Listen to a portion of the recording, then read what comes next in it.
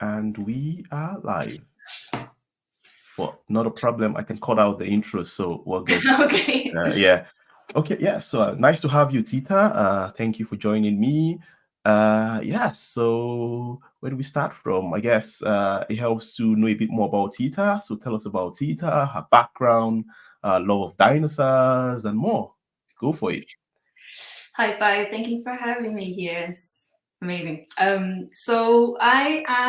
name is Tita Berredo, but if you read, it's Tita Berredo. um, I'm a Brazilian picture book writer and illustrator. And I'm also the SCBWI, the SCBWI, which for those who don't know is the Society of Children's Books Writers and Illustrators. I'm their illustrator coordinator for the British Isles and the art director of their magazine, Words and Pictures. I'm also in the Scottish Committee of the Society of Authors, and I'm a hostess for Association of Illustrators events in Glasgow. So I have my hands full. Obviously. Yeah, a bit of me and love for dinosaurs. I love that because I do love dinosaurs. And that started when I was a kid, and it's just a part of my childhood that I brought up to my adulthood that I really like to express in my drawings, and just everything that I buy, like little mugs and stuff, and have dinosaurs. But a bit of my background, I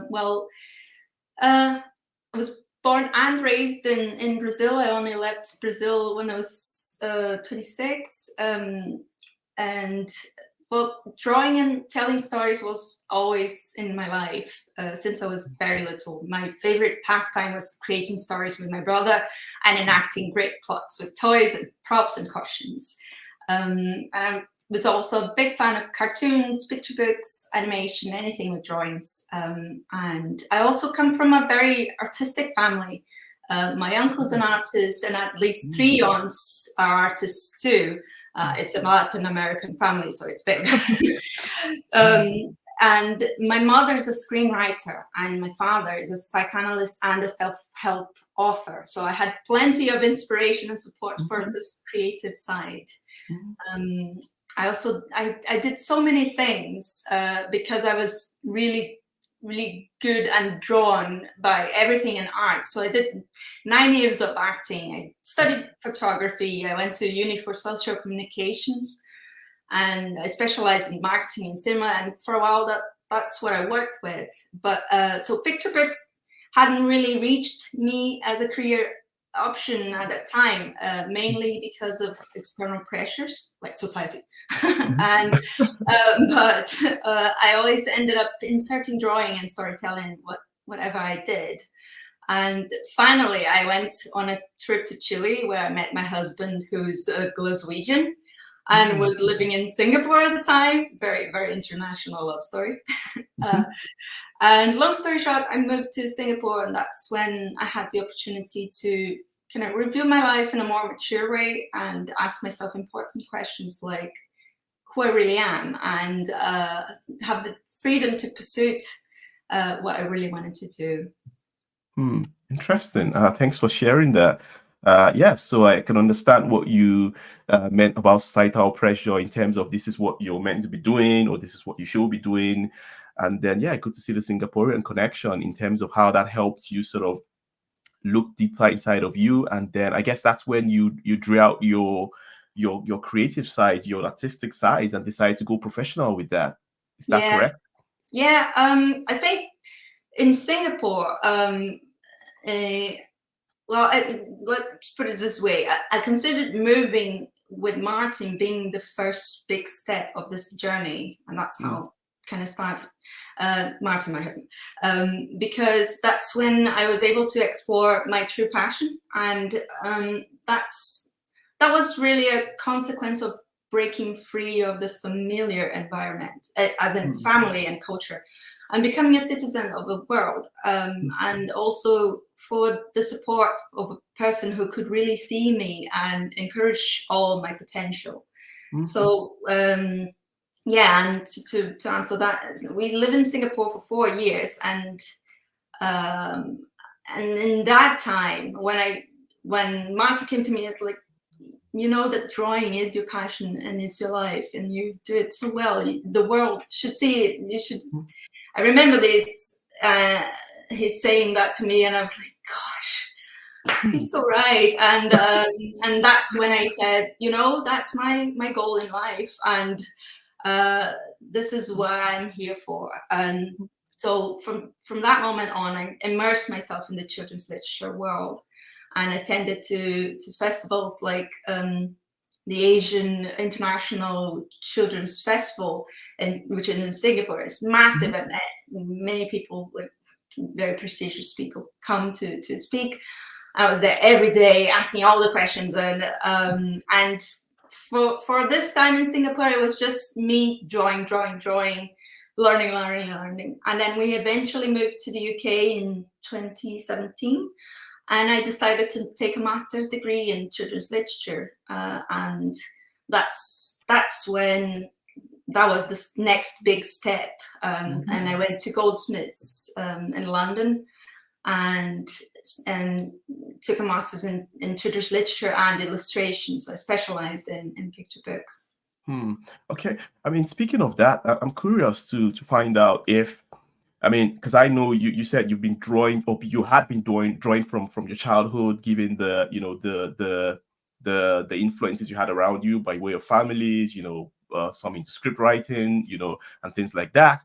But in terms of your master's degree, for example, where you specifically studied illustration, you know, is there a science then? Is there a science or a theory behind illustrations then? And how much of an impact has that had on your drawing as a professional? Okay, let me give you a disclaimer. You do not need a master's degree to make picture books. You just have to be passionate about it and learn the format and more technical side of publishing world. And that's where the master, not only the master, but even short courses can really help you. I took a master's degree because I couldn't stop thinking and talking and learning. Like couldn't take enough of it, and that's where I wanted to. That's what I wanted. Wow. And so I wanted to study it as well. But I'll tell you that having tutors with you and telling you, I learned a lot from having some guidance on getting yourself out of your comfort zone, learning other techniques. So all the technical side, the passion was there, and that could move me and can move most people.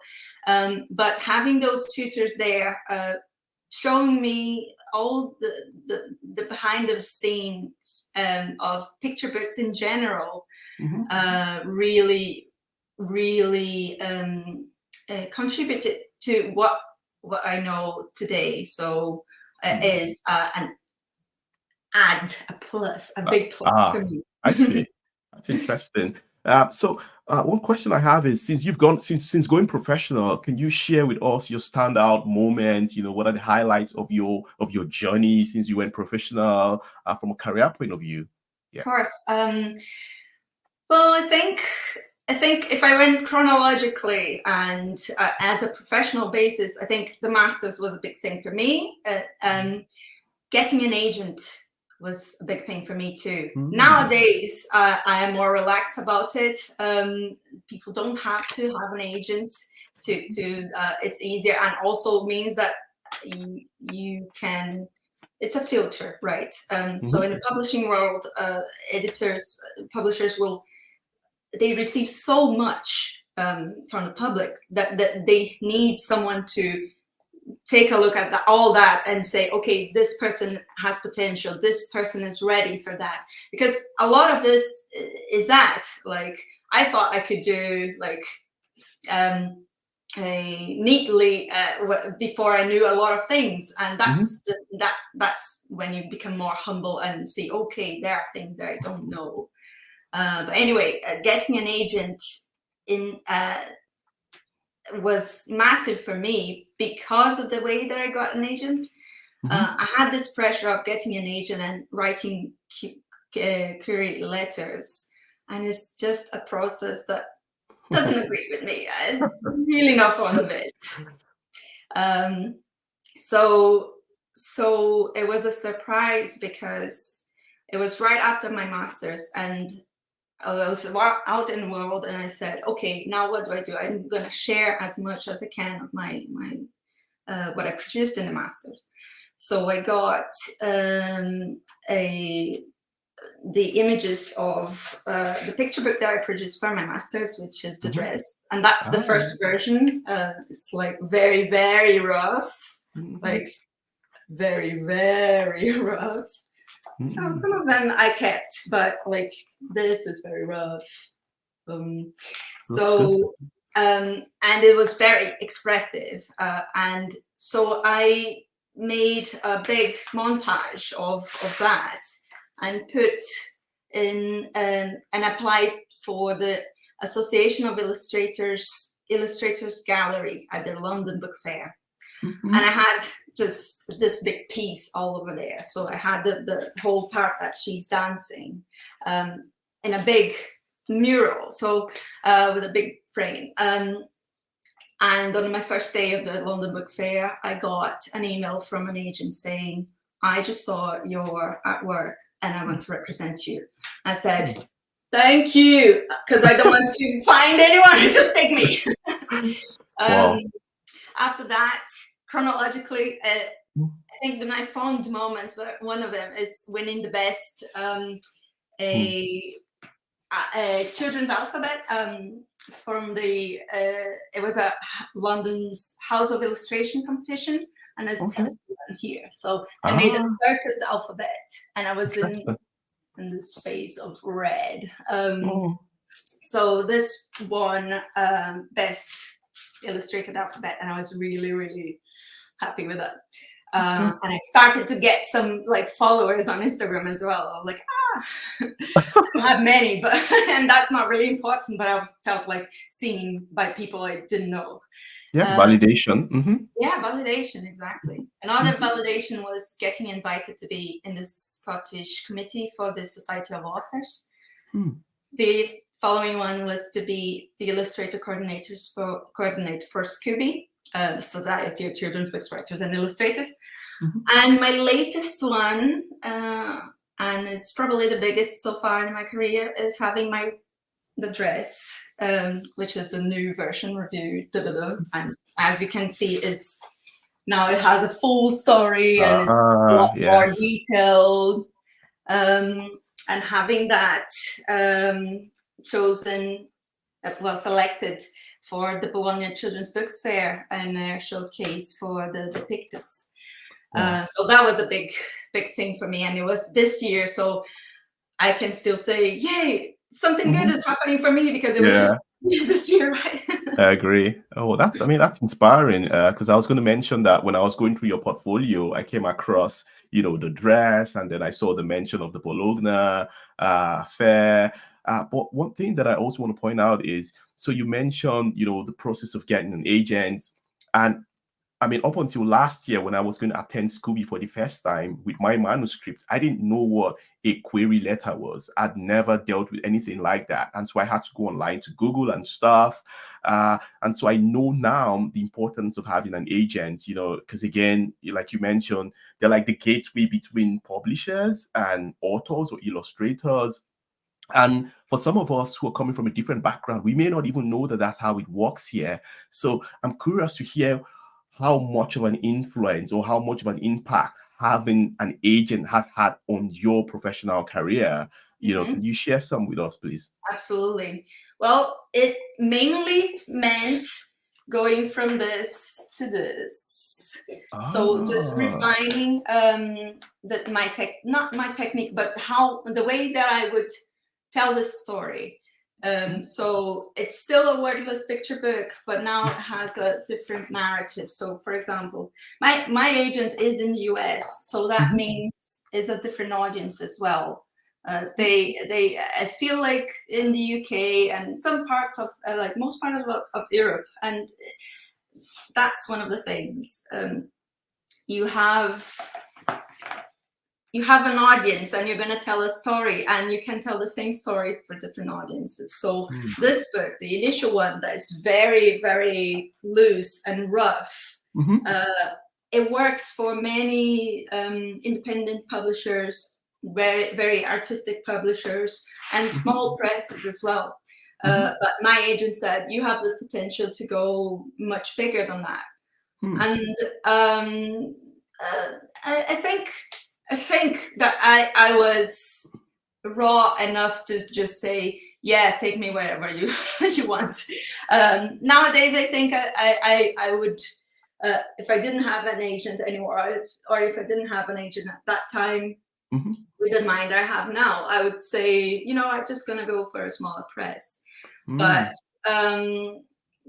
then the journey took me to a different path, and for bigger presses, bigger publishers, and especially in the US, they want to see a lot more happening in the story. That was kind of too much abstract for them, and for them to sell to mass. So that was a big influence in me having to transform that into something that had a whole story. And now she's not the only character. She has a mother. She has a little journey. The mother makes a dress for her. She has a story that she has this doll. She loves dancing. She loves dancing, and she loves the doll because of the dress the doll has. And her mother can really see that. So, and she plays with her, and she knows what she wants. So in the end, well, she gets the dress, right? That's nice. And her mom is the one who makes the dress. So that was really important to show. The other thing that an agent will help you is to find, and that's what she did for me. Sorka Fairbank is my agent, just so you know. Okay.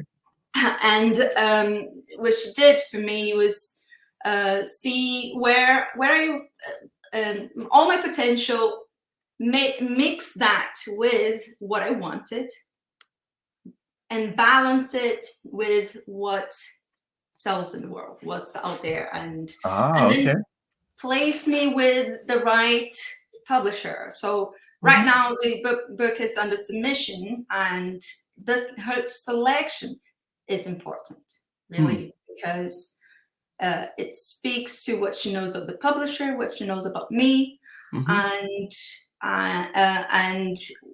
if my book is going to speak to those publishers as well. And that's the big difference. And so instead of you sending your book to every single publisher, you know who's going to speak to yourself. Yes. Oh, that's interesting to know. So this is pretty much a path towards getting your book published eventually. I mean, hopefully that's the expectation, because she knows the likely targets or for your kind of book. And she's also helped you sort of shape your book, to speak to a much larger audience in the US, like you've mentioned. So that's an interesting one. That's something that I would imagine one wouldn't know, just walking in silo alone, So yeah, that's interesting. I'm also going to go back to a point that you mentioned earlier, because I thought that was really courageous. So you said that, because I know the London Book Fair is quite big. I haven't been to one myself, but I've heard a lot about it, and I'm looking forward to attending one hopefully next year. So you're saying that you went to the London Book Fair, and you just by faith, you had your works and everything out there, and then your agent found you just because you took that step. So you could have gone to the London Book Fair without anything, just looking around. But what you did do was you put your works out there, and then the agent found you. Is that what that's it, right? Yeah. Oh, okay, interesting. That's quite courageous, though. I mean, so I guess for me, what that does is it speaks to how much proactive one needs to be. Also, just taking a gamble on yourself, if you may. Yeah, so that's a good one. That's the right thing, Bayo, because you are betting in the dark. You are kind of gambling in the dark. You don't know who is eventually going to see you. The thing that will make a difference is if everyone sees you.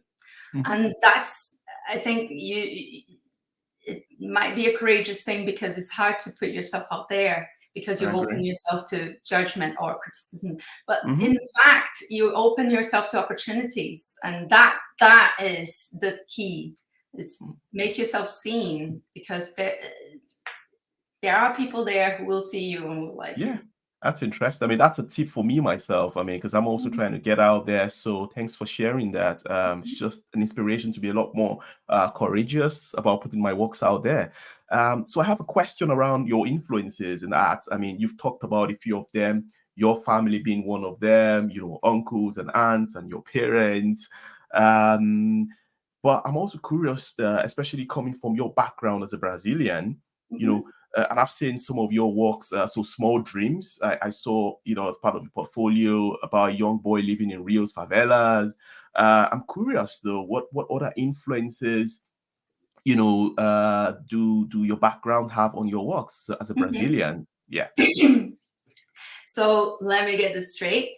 I don't come from a favela. I'm very privileged to have come from a well-off family, and that's the difference in that's the disparity in Rio, and that's the reality in Rio. Uh, Rio, we have the South Zone, what we call it, is where most touristic things are, like Christ Redeemer, Sugarloaf, and very touristic places, and it's a very kind of pampered area, kind of bubble of people who can afford to live there, and outside of Rio, but just in the skirts, like surrounding Rio, are the favelas, because that's how people from the favelas would work in the houses of the, so that was the connection, which means also that you would grow up in your life in Rio, you will see these two social parts of Rio together, enmeshed, with people working in your house coming from the favelas, or your friends, and so many of my friends live or lived in the favelas as well. And when my agent said, I want to see a bit of your city, and then I think you're talking about this piece here. Yes, that's it. Yeah, that's it. So it's a little boy who sees an airplane. We have those like flying in the beach with kind of advertisement, like single engines. And then he scrapes some money and makes a kite. That's a thing that is very common in Rio as well. Like you see kites everywhere flying, and then you get that little connection. And I wanted to tell this story, and that's really what I mean about the Rio landscape is that, and also the favelas. So it's a big part of Rio's reality. So I really wanted to bring that, other than just the I don't know, the football and beaches, Oh, interesting. That's what I know about Brazil for the most part, though. I mean, because when you hear about Brazil, you'll hear about the football and the beaches, and the touristy places. So I think it's interesting to see a reflection of the big picture, if I may put it that way. And it's interesting because you lived that world, and that's the beauty of art anyways. You get to express that to the world, so we can see the different parts of Brazil through your artwork. So that's interesting. Yeah. Do you have any Brazilian cultural influences on your works by way of your style, or do you have Oh any of yes, that stuff? oh Okay. yes. So Roger Melo is a big one. He's really prolific and really he gets all the awards, the most important ones, like and he was first published by one of my cousins, and that's a great one of my cousins used to have a children's publishing house. Doesn't have anymore. Otherwise I would be sorted. But and and I grew up with his books, and I love that in his first books he was so. I think he had a very childlike style, and as he grew as an artist as well as he got freedom to express in such an artistic way whatever he wants to do. So that's something that I get for myself, like not only his style but his journey, you know, and thinking that you can compromise and have complete freedom at some Yep. point. Sure. Another two that I really like, Renato Morricone, because he does wordless picture books that are fantastic, and Alessandro Rampazzo, Odilon Moraes as well. They're good friends of mine, and I love their style. Interesting. Yeah, good to know about them. I'll get their names from you afterwards. So thank you. So yeah.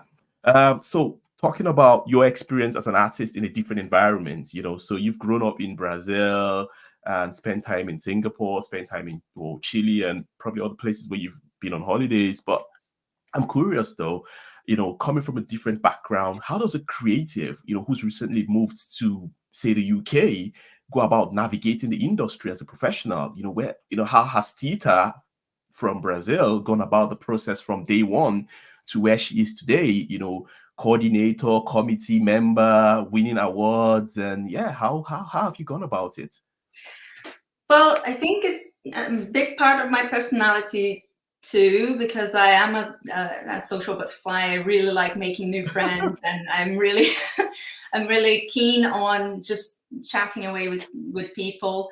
And I'm also a people pleaser and an overachiever. And that's a good combination. I'm like working on that so I don't get burnout, because it does happen. Yeah. But I think that moving to the UK, having that personality of being like just proactive socially, really took me to be seen to my peers from you know, and by my peers in a way that uh, I could use this person to. I mean, she could be good, you know, and like just through communication with people and wanting to immerse myself as well in the children's books community.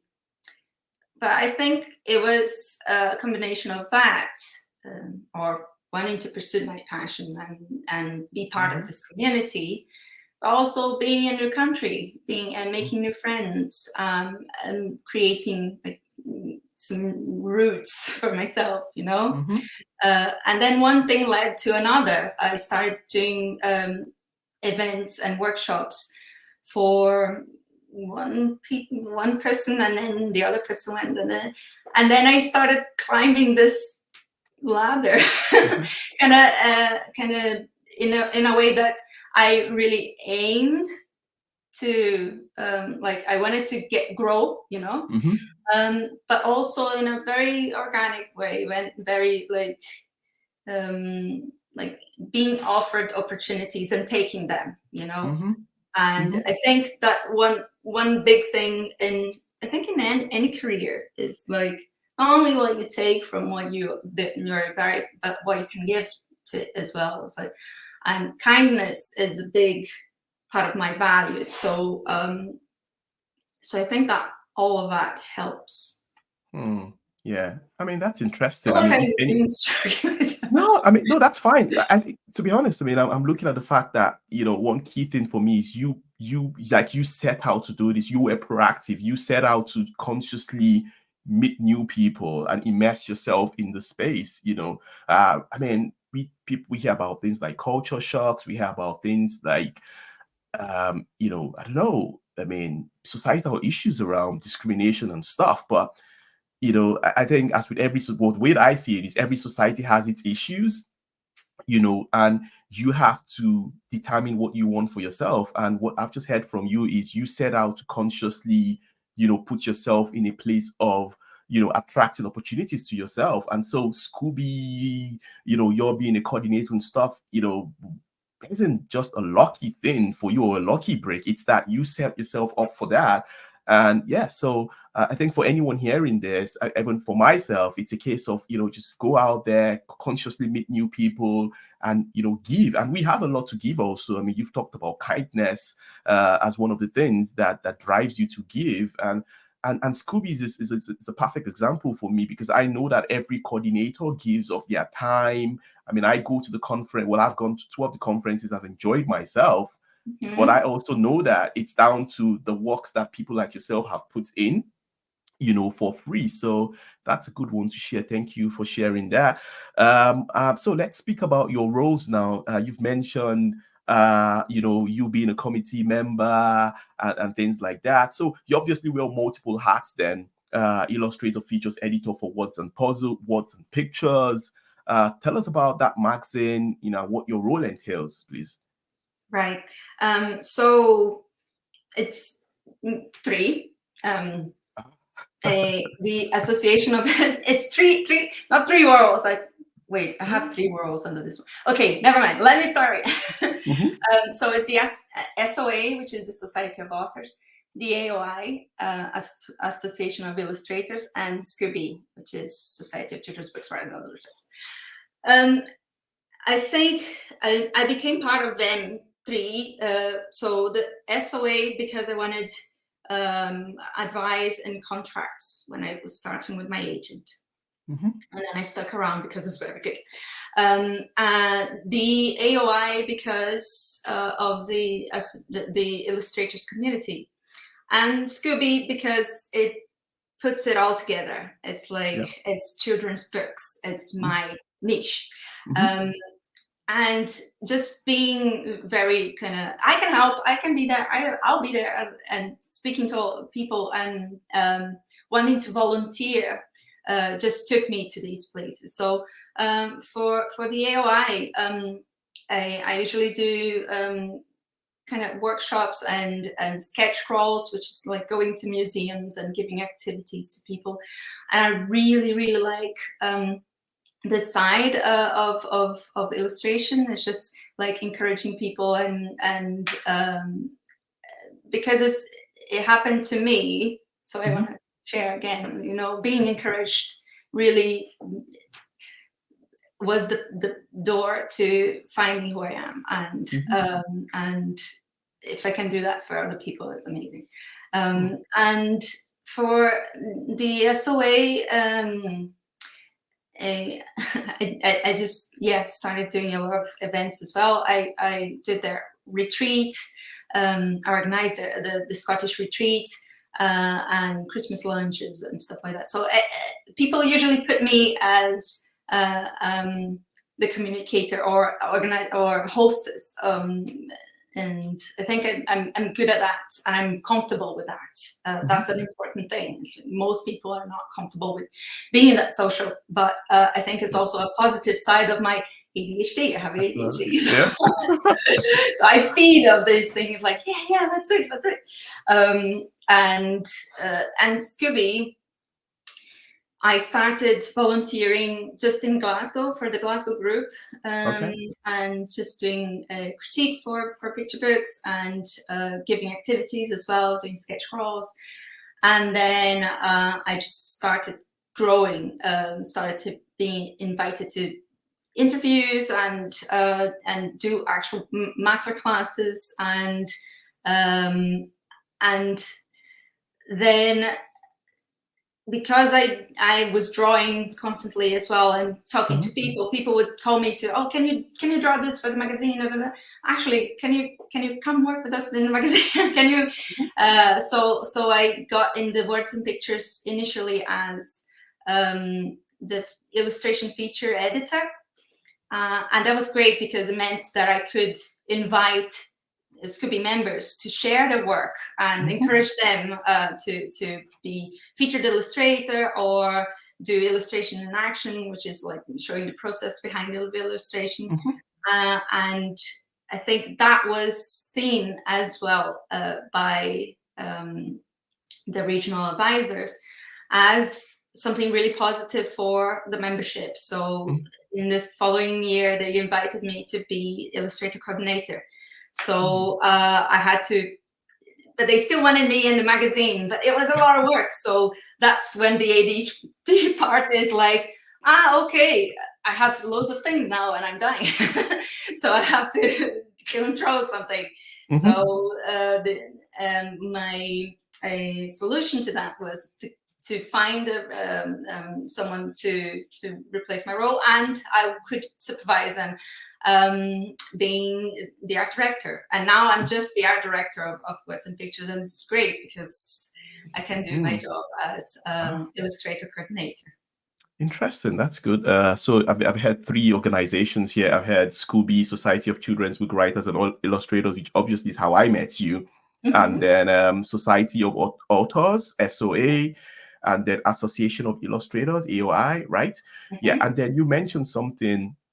I know that some of these roles, or well, most of these roles you volunteer for, but you've also talked about things like you mentioned that you joined AOI because you wanted to expose yourself to the business side of things by way of contracts and Yeah. things. How has that worked out for you? Has that worked out well for you in terms of opportunities? Have you had opportunities for paid gigs or paid contracts and so Oh yeah. self-sustainable contracts? Okay. Oh yeah. Definitely. So I think 90% of my clients come from these organizations, because it's Mm, people who know my work, because mm, people know, who dealt with me on a personal basis, and they mhm, like me, and they think they can approach me as well. mhm, And I think that's an important thing, because sometimes, well, I had, I'll give you an example. There's one person in Scooby, Sarah Baker. She is in Scooby's British Isles. She knew me by all these things that I do, mhm, and she knew my work. But she was extremely. I received an email from her saying that she really wanted me to illustrate her picture book, but she was a self-published author, and she knew I didn't have time. I looked mhm, very busy and unapproachable mhm, on that basis, not but very approachable as a person. So that's why she took that lead. mhm, And it was a very long apologetic email, and then with the manuscript in the end, I read her manuscript and I fell in love with it and said, yeah, let's talk. mhm. And she loved Interesting. it. So I think that sometimes people just don't take and don't approach you, not only because they don't know your work, but that they think you're not available. So Mhm. if you don't know enough things, you look less available but more approachable. Mm. Yeah, that's um, interesting that you mentioned that, and I say that because I had this impression that because I see all this again, I wasn't aware of the fact that you had to work with agents as an illustrator. Because where I'm coming from, it used to be that if I needed to work with an illustrator, I would just reach out to a friend or something, and then they would refer me, or I would go on Instagram and see an illustrator, especially within my local environment, and I would reach out to them. But coming here, I would go on an illustrator's Instagram page, for example, and I would see represented by da da da da da, and I just had the impression that I couldn't approach this person for a project or to work with this person without going through the agent. That the only way that I could approach this person was to go via an agent. But now you're telling me that even with an agent, as you have, people can still reach out to you and then you can talk business. yeah, yeah, Yeah. Okay. absolutely. Okay.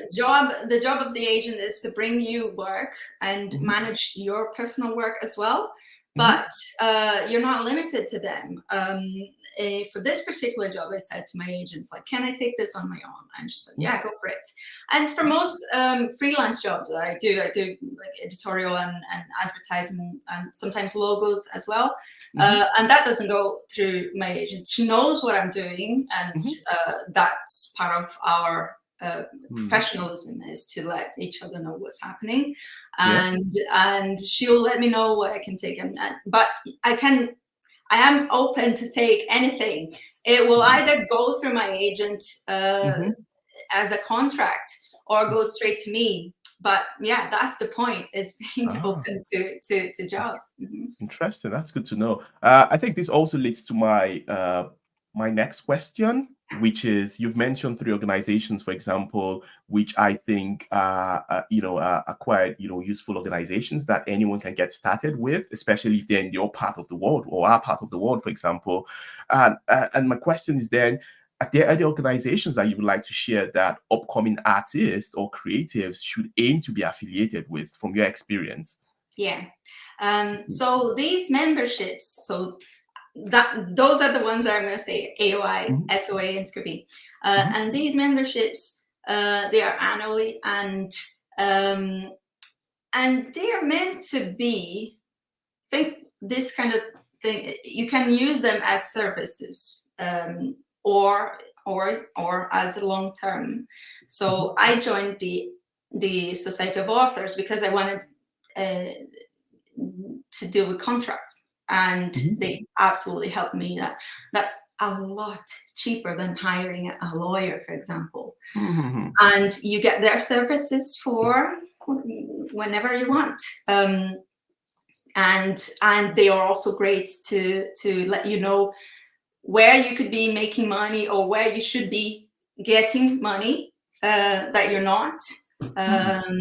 For example, I didn't know that I could actually get money from a writing to Words and Pictures magazine as a volunteer. I was like, but that's a volunteer job, but you are working as a writer, so you get money too. So not from them, but they'll find someone. Anyway, for the respective payer. But so that's great. I think that SOA is great for contracts in any way, shape, or form. It's great to meet other authors as well. It's great to learn a lot about the publishing world. The AOI is great for contract as well, but for illustrators, especially for illustrators. If you're a freelance illustrator as well, it's great. And they give loads of support, and they have loads of events that are fantastic, including with me. And Scooby, they are especially great for you to share your work and learn a lot about everything you need to learn, and like in a filtered way. So if I couldn't have afforded my master's, I would be set with Scooby for learning this part. It's not a very good comparison, but I am confident that that Scooby can provide what you really need on a beginner's basis, and these can become obsolete after a while, but then you review what you're getting from it. It's like, oh, now I have all the contrasts I want, but do I really want to keep on? But I kept on because I was so involved, and I started volunteering, so you get benefits like having help with the membership too. So yeah, I think these, but especially for children's books, people go to Scooby. They have all you need. Thanks for mentioning that, because I was going to say, because you mentioned something interesting for me, which is I'm at that point also where I'm trying to evaluate what Scooby means to me, or what I can get out of Scooby. And I remember last year I met someone who was a Scooby member, and he's also, he wasn't at this year's conference, for example. And I'm not sure, I don't know if he's renewed his membership. So I understand that, you get to that point where you evaluate and find out, is this still for me, or is it meeting my goals? And in light of that, I wanted to speak about the other organizations that you mentioned. So the AOI and, SOA. Is it enough to be a member? Is it enough to just be a member, a passive member, I should say? Oh, I've joined, I'm a member, and opportunities will come my way. Or you only get these opportunities if you strategically apply yourself. As an, say, for example, as an active member, you've talked about giving workshops and things. Can I just say, oh, you know what? I'm an illustrator, I want contracts. If I join AOI and just put my profile up there, I just need to go to bed, and these contracts will start coming in, while I'm asleep. Or I tell us about it. How does it work? I think it kind of worked for me in this way that I'm going to put, and I think it might work for most people. The more active you are, the more you get. If you are passive, you're gonna get passive. you know it's not like you have to give to get. It's not really that. It's I think it's a mix of one, if you're not seen, you don't exist. Sure. Being there in events and communicating with people means that people remember you. That is fact. And I think that being generous of your time and your experiences will make people want to be generous of their time and their experiences as well with you. And that's what I've experienced. I think that I think this is now the most active that I've been and influential in all these three in the children's books world, in the publishing world. And also now is the time that I'm getting the most number of jobs and work. So I think Yeah, you're there. and Yeah, I mean, there all the works that you've put in the past are starting to sort of pay off in bigger ways than they have in the past. And that leads me to the next thing, which is about the business side of things. So the business side of your creative process. I know that you run workshops. I see it on your website. I know that you have product showcases on, I don't know if it's called, I don't know, FI or FY. I've seen. yeah. Yeah, so you have phone cases, customized phone cases, pillows. You know what? So I'll tell you this. I tried to find a phone case for my Google Pixel. I saw one that I really liked. I saw one artwork that I really liked from you, but it was all just for iPhones. I didn't see anything for the Google Pixel. So you might want to consider us Android fans. Just something to Absolutely, know. that's a good point. That's a good point. Yeah, so walk us through the business side of the creative process for you. I mean, how do I, how do you get by, as an illustrator, as a professional illustrator? So I think doing these kind of jobs it's very good. So FI, it's one of those print on demand kind of businesses. They open up for illustrators to send their work. If they like it, they'll say, okay, we'll print your work on a basis of what people are buying, and you get a commission. You get like a percentage of that. Yeah. And that is a comfortable, easy way for me to just have some little income. It's basically it's not a lot. It's pocket money, but it's some money that I'm making by just having drawn once. And at points that you don't get much work, it's nice to see, oh, that's a little bit there. It adds up.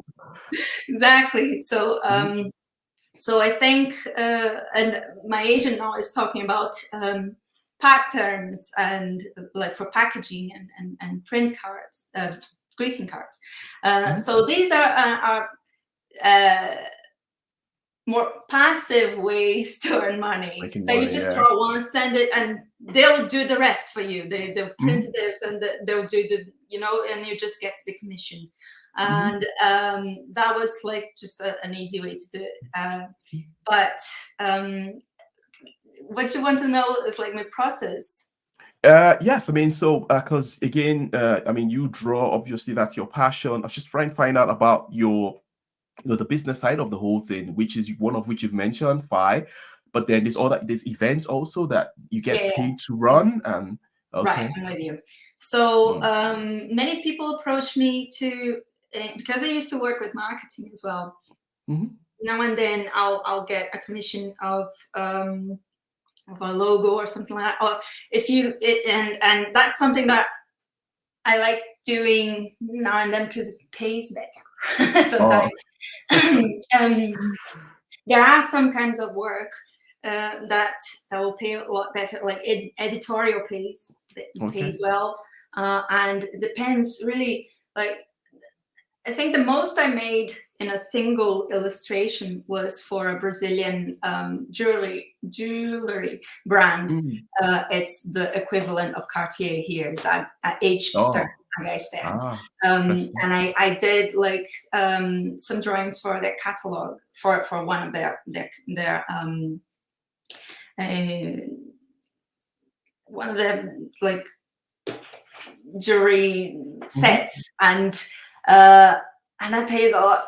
And I was like, Hmm. it You took really me should do like more of that. it took me like 2 days, like less than a day to make this. And I'm making this whole picture book and I'm getting half. Like, so it's finding ways, Hmm. Hmm. to fit your artwork, because Yeah. um what I don't like, the money aspect is unfair, Mm. because you have this thing of big publishers and small publishers, and artists who are amazing, who can get in, and and you have it. I mean, art is Hmm. such a subjective um, aspect of humanity still, which is so sad. In capitalism, it doesn't work. So All right. um, uh, so it's finding where your art will fit, and Mhm. will people will buy it. It's like, okay, Yes. and for people, for illustrators who do a lot of things, like if they Mm. have different styles, or if they yeah, if they like many subjects and draw lots of things, they can have, as I do, a signature style for picture books, but they can also do other stuff. Like, if you look at the logo of the Society of Authors in Scotland, they hired Hmm. me to do the logo. Interesting. The logo of Scooby Bruce Childs is made by me. The Oh, logo wow. of the Elo ring and in the Mm. AOI is also mine. Mhm. So it's where you can fit, and being part of these communities mean that Mm. hey, if someone wants an Yeah. illustration, I'm So here. reach out to you. Hmm. Wow, Yeah, that's interesting though, because then it speaks to me about flexibility also. Just being able to be flexible enough to apply your creative, process or arts, across different areas. I mean, I would not have thought that you would design something for a jewelry company or brand. hmm, When I think of illustrators, I'm thinking, oh, children's books and cute little things. dinosaurs, right? Yeah, yeah. And I was going to quickly, I need to confirm this though. So Scooby 2023, the same, the dinosaurs and stuff, that was you, right? Those designs were yours, right? You The did those designs, right? from the conference. Yeah, for the 2023 No, conference. the conference was from Ed Veer. Ah, He was the illustrator keynote. So yeah. we got his dinosaur book too, and yeah. Okay. But I Interesting. picked the book, so that's Oh, why. oh, okay. Because I thought that was you. Okay, interesting. Yeah. So, talk us through. I mean, what are you currently working on? What are your future plans? Do you have any exciting projects you'd like to share, or perhaps your wish list of collaborations, Yeah. projects? Yeah, let us know. So my own projects Mm-hmm. are dealt with my agent, Okay. and the one that the dress is now Yep. under submission in the US. And as a very good agent, she's looking Mm-hmm. for a multi-book deal. So I am prepared with the sequel, Interesting. It will happen. and also working in different ways, like having the same little girl, same character, but in different colors, and maybe Oh, different, wow. like Interesting. doing a concertina. This is the kind of thing that I like doing. Hmm. Um, but so since the dress is under submission, and now I'm kind of free of that project, Okay. um, and submission is a step that takes a long time in publishing. So in the meantime, so I won't say, okay, have you had any news? Oh, blah, blah. No, I just want to keep my mind off. Like, this is done Mm-hmm. and it's out of my hands. So Mm-hmm. now I want to take this time to break free a bit of this kind of project. Mm-hmm. And because making this book was quite a long process as well, and took different paths, and resulted in different story versions as well. Mm-hmm. And at the same time, it helped me develop my signature style. It kept me restricted to single subject. Mm-hmm. So after getting some interesting suggestions by a Mm-hmm. couple of my favorite publishers in the UK, I Mm-hmm. am now going for animals and humor. Okay, interesting. So that's where dinosaurs will come in, I guess. Wait, it's not done. Just wanted to show. So this, another thing that really works with going Oh, to events like the conference. This was in my portfolio, yeah, I saw this one. and one of the publishers there said, "I want to see a story with that crocodile." So I'm like, Interesting. yes. So I'm drawing loads of crocodiles now, and it means that I get to put a lot more color as well. Mm-hmm. In the illustrations, which is like getting out of my comfort zone. So Mm-hmm. yeah, experimenting other things, Hmm. and projects outside of my own, as a writer and illustrator, Mm-hmm. just an illustrator.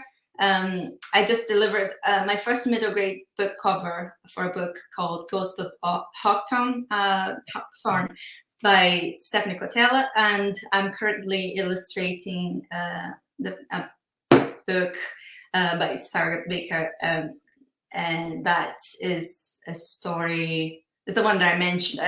Is a Yeah. story of a boy with anxiety. So it really touched my heart, and I was like, Hmm. yeah, I really want to do that. Which means that I can explore the abstract as well. Yeah. And just last week, I received a commission to illustrate a picture book for a Brazilian publisher called Editora Peirópolis, and it Mhm. has dinosaurs in the Well, but, interesting. That's it. but My, my wish collaboration is mm-hmm. making a dinosaur book with Mm-hmm. Professor Luiz Mm-hmm. Eduardo Anelli, who is a Oh, prestigious Brazilian paleontologist, okay. and also one of my best friends. Okay, interesting. I mean, have you told her she's one of your best friends? Does she know that you want to do that though? Yeah, Luis is a guy. He Oh, he Peter. knows. He's Uh, the one who approached me first, okay. and well, we got to know each other in from me watching his lives about dinosaurs, of course, on Instagram. And then he saw my drawings and said, can you draw my dinosaurs?" And I started drawing his dinosaurs, and then and now we are really really good friends. And yes, he knows. His books are by the same publisher, and she knows as well that we want to be Okay. together. I think she Okay. has some plan for us, but she's Okay. not telling. So we're like, come on. Yeah, I mean, I wish you luck with that one. I wish you the best with that one. Not so much luck because I believe it will happen. So yeah, that's interesting. And so now, I mean, where can people find you? I mean, you've talked about these people that I mean, there are other people out there who would want to work with you, I imagine. So yeah, how can they get to work with Tita? How do they even go about it? Share Yeah. with us. So you can also come for a coffee.